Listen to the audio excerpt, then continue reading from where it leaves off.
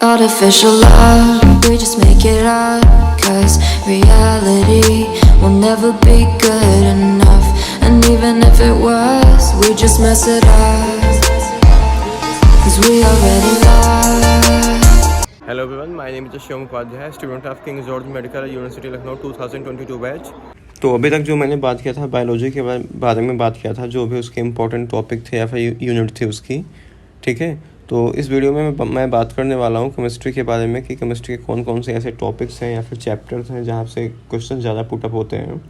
देखो तुम्हें ये जो चैप्टर्स हैं ना, इसको जो मैं एक टॉपिक या फिर चैप्टर बता रहा हूँ इसको तुम्हें करके जाना है, ठीक है। बाकी इसके अलावा भी तुम्हारे पास अभी टाइम है, जो भी तुम्हारा कॉन्सेप्ट जो जिस चैप्टर के क्लियर नहीं है उसको एक बार तुम फिर से पढ़ लो, ठीक है।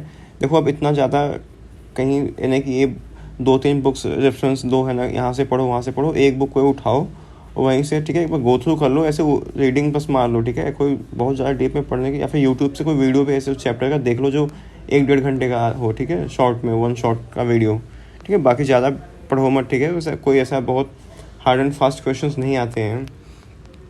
तो अगर केमिस्ट्री में सबसे पहले बात करता हूँ इनऑर्गेनिक, सबसे पहले कोऑर्डिनेशन केमिस्ट्री की बात करता हूँ, इनऑर्गेनिक केमिस्ट्री, ठीक है। तो इसमें जो सबसे पहला देखो जो इम्पोर्टेंट टॉपिक है वो क्या है, paramagnetic, diamagnetic and complex ion. ये सब बहुत पूछा जाता है, ठीक है। क्या paramagnetic, diamagnetic and complex ion, ठीक है। तो तुम्हें देखो अभी ये जो चैप्टर देखो बहुत ही बड़ा है, इसको लगभग जब क्लासेस में होते हैं तो 10 से 15 दिन इस चैप्टर में लग जाता है, लेकिन अभी तुम्हारे पास इतना टाइम है नहीं। तो तुम एक बार इसका क्या करना क्या है कि यूट्यूब पे जाके 1 शॉट वीडियो देख लो इसका, ठीक है, कोऑर्डिनेशन का।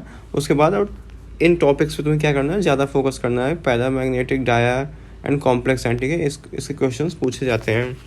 इसके बाद फिर बात करते हैं मेटलर्जी की, ठीक है। तो मेटलर्जी के भी क्वेश्चंस पूछे जाते हैं, तो तुम्हें इसको भी क्या करना है, अच्छे से पढ़ के जाना है। देखो थ्योरेटिकल चैप्टर है तो इससे भी क्वेश्चन 2-3 क्वेश्चन पूछ लेते हैं बड़े आराम से, तो तुम्हें इसको भी करके जाना है। एटॉमिक स्ट्रक्चर देखो ये भी one of the most important chapter है, क्योंकि इससे भी काफ़ी क्वेश्चंस पूछे जाते हैं। जैसे कि इसमें पूछ लेगा रदरफोर्ड है ना, जो उनका बोहर का मॉडल है रदरफोर्ड का, या फिर सबसे अभी पिछले साल क्वेश्चन आया था कि अल्फ़ा पार्टिकल की खोज किसने की थी, ठीक है। तो अल्फ़ा पार्टिकल, बीटा पार्टिकल या फिर न्यूक्लियस, जो भी मतलब इस चैप्टर में जो भी डिस्कवरीज हुई हैं जिन जिन चीज़ों की, उनके साइंटिस्ट के नाम तुम याद कर लेना, वो पूछा जाता है इस चैप्टर में। बहुत टफ क्वेश्चन इस चैप्टर से नहीं आता है, ठीक है, कि तुम्हें लेमडा या फिर इन सब की वैल्यू टी निकालना हो, है ना, तुम्हें वेवलेंथ है ऐसा कुछ निकालना हो, इसमें नहीं पूछेगा। बस सिंपली है ना, इस एक आएगा कुछ भी, इसकी खोज किसने की थी, ठीक है, डिस्कवरी इसकी किसने की थी, तो बस सिंपल सा क्वेश्चन चैप्टर से आएगा। बट हाँ, बहुत इंपॉर्टेंट चैप्टर है, पढ़ लेना इससे। अब बात करते हैं केमिकल बॉन्डिंग। देखो केमिकल बॉन्डिंग भी जो है ये बहुत ही मतलब बड़ा चैप्टर है, तो इसको भी तुम्हारे पास इतना टाइम है ना कि तुम जाके बुक से पढ़ो। इसको करना क्या है कि तुम्हारे पास टाइम है, ठीक है, अगर टाइम है तो जाके एक बार यूट्यूब से इसका भी 1 शॉट वीडियो देख लेना। उसके बाद इसके जो इम्पोर्टेंट टॉपिक्स हैं, ठीक है, चैप्टर के, कोवेलेंट बॉन्ड हो गया, आयनिक बॉन्ड हो गया, बॉन्ड ऑर्डर हो गया, बॉन्ड लेंथ हो गया और मेल्टिंग पॉइंट, बॉइलिंग पॉइंट, ठीक है। तो तुम्हें ये जो इसके टॉपिक्स हैं इसको अच्छे से पढ़ के जाना है, ठीक है। तुम पूरा चैप्टर पढ़ो या ना पढ़ो, लेकिन इसके जो मैं टॉपिक्स बताया हूँ तुम्हें 5, इन टॉपिक्स को पढ़ लेना, क्योंकि क्वेश्चन होते हैं मोस्ट ऑफ यहीं से पुटअप होते हैं इस चैप्टर के। इसके बाद बात करते हैं 2 चैप्टर हैं, स्टेट्स ऑफ मैटर और थर्मोडायनेमिक्स, ठीक है। तो थर्मो में मतलब काफ़ी फार्मूले हैं, बट तुम फार्मूले पर उतना फोकस मत करना, क्योंकि यहाँ से भी जो क्वेश्चन पूछे जाते हैं थ्योरी बेस पे ही पूछे जाते हैं, ठीक है। तो इसको भी कर लेना अच्छे से, ठीक है। कौन कौन सा, states of matter and thermodynamic, theory एक बार पढ़ लेना, ठीक है। तुम इसके फार्मूले याद करो या ना करो, बट थ्योरी एक बार इसका ज़रूर पढ़ लेना, ठीक है, बुक से। अब उसके बाद बात करते हैं ऑर्गेनिक केमिस्ट्री की। तो देखो ऑर्गेनिक केमिस्ट्री में जो सबसे ज़्यादा क्वेश्चंस पूछे जाते हैं वो IUPAC से पूछे जाते हैं, ठीक है, एसिड बेस से पूछा जाता है, पॉलीमर से पूछा जाता है, बायोमॉलिक्यूल। ये जो बायोमॉलिक्यूल है केमिस्ट्री का है, बायोलॉजी वाले से डिफरेंस थोड़ा होता है इसमें, ठीक है। तो इसको पढ़ लेना, बहुत ही इंपॉर्टेंट टॉपिक्स हैं ऑर्गेनिक केमिस्ट्री के, जो देखो तुम्हें पढ़ना तो पूरा है, ठीक है। एक बात और ये भी है, तुम जो भी जैसे मान लो तुम एल्कोहल, फिनॉल, ईथर जो भी पढ़ रहे हो, तुम रिएक्शन से मत ध्यान दो कि रिएक्शंस पूछी जाएंगी, ठीक है। ऐसा इस जो एग्ज़ाम होता है सीनेट का, इसमें कोई रिएक्शंस या फिर बहुत ऐसे टफ चीज़ें नहीं पूछी जाती हैं। ऑर्गेनिक से भी सिंपल क्वेश्चन पूछे जाते हैं कि जैसे IUPAC तुम्हें नाम बताना होगा, कौन इसमें कौन एसिड है, कौन बेस है, कौन स्ट्रॉन्ग एसिड है, कौन स्ट्रॉन्ग बेस है, ठीक है। या फिर तुम्हें ऐसे पूछ लेगा कि फिनॉल ईथर का है ना, इसमें तुम्हें स्ट्रक्चर बना के दे देगा 4, ऊपर पूछ लेगा कि इसमें ईथर का है ना, ईथर कौन है या फिर फिनॉल कौन है, ठीक है। तो ऐसे क्वेश्चन आते हैं ना, कि तुम्हें इसमें रिएक्शन बहुत नीट की तरह तुम्हें पढ़ना है कि हाँ रिएक्शन पूरी याद करके जाना होगा तभी क्वेश्चन होंगे, तो ऐसा कुछ भी नहीं होता है, ठीक है। तुम्हें उतने रिएक्शंस पे मत ध्यान, एक बार तो ध्यान मतलब एक बार पढ़े हो तो ठीक है, अच्छी बात है, बट अभी तुम्हारे पास इतना टाइम है नहीं कि तुम रिएक्शंस को एक 1 by 1 पढ़ो, एक बार ऐसे गो थ्रू कर लेना जाके उधर से।